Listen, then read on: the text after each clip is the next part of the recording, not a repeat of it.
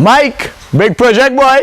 Nah, man, small thing. Just extending the garage a little bit. I hope you have your CEC. CC, who you calling CC? Look, eh? A CEC, Mike, a Certificate of Environmental Clearance from the Environmental Management Authority. If you want to expand this garage or even abandon the project, you need to check with the EMA. All of that, boy? Mike, it has 44 different activities that require CEC by law, and expanding your garage is one of them. Oh, so a CC is so important?